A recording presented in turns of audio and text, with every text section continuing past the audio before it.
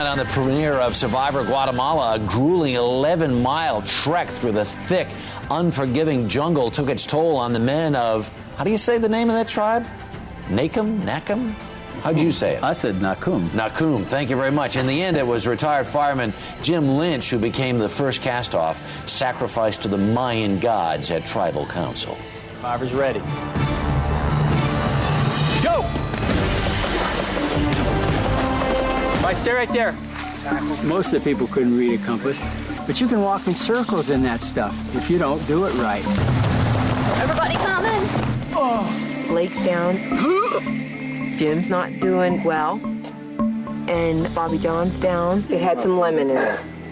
When there's at least 3 people absolutely flat on their back, a third of your team is out, you know, strategizing is a little bit tough. It's all about who can help carry this team forward. Time for you to go.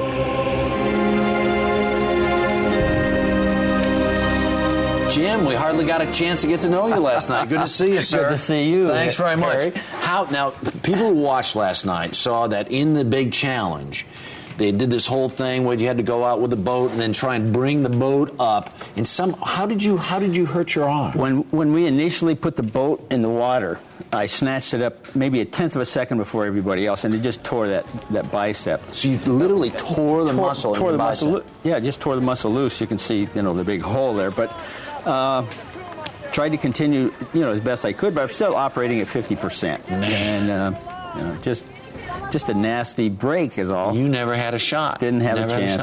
How many years as a firefighter? 30 years. Yeah. Former Marine. Yeah. Look as fit as can be. You look like you were ready to play last night. I was ready. I was ready. Yeah. Now, let's go back to the show. Every year they figure out a way to kind of up the ante a little bit. How stunned were you when the first thing off the bat they say 11 miles in the jungle, race? I mean, this thing actually goes through the night. What was that like out there? Well, what it was like was I couldn't believe. First of all, we thought maybe we can navigate a little bit by the stars, but to give you an idea, the canopy of the jungle was so thick you couldn't even see the stars. Oh man! I've never seen been through anything like it. And it, coupled with that, the humidity and the heat. 95% humidity and 120 degrees, and then in the mud, and it rains when it's not. Yeah. So in between everything else. Yeah, just for a little kicker. What? Because all of the guys in your tribe look spent. I mean, worse than spent. They're all ralphing their guts out. I mean, you guys didn't. You guys got beat up out there. That's the most compelling question for me was why wasn't Nakum guys, with the exception of one guy, that went down? What was up with that? Yeah. And all the guys were. Look at them. They're in shape guys. Yeah. Fit guys. Let me ask you another question real quick. You get the surprise right at the beginning of the game with Stephanie and Bobby John. What did you think about that? I thought, wait a minute, we're going to throw 2 more people in the mix going for this $1 million? And some of the kids are going, oh, well, this is wonderful. And I'm going, this ain't that great. Come on, out of here. Two more folks going for my $1 million, which, in retrospect. Wow. Yeah. So you feeling all right now?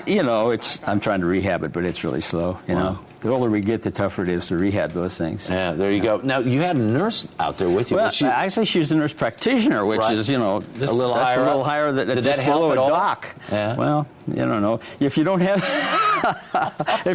those things to work with, you can pour all the water you want on somebody's head. If you don't have the IVs, you're not going to do anything. All right, Jim. Thanks so much. You betcha. You take care.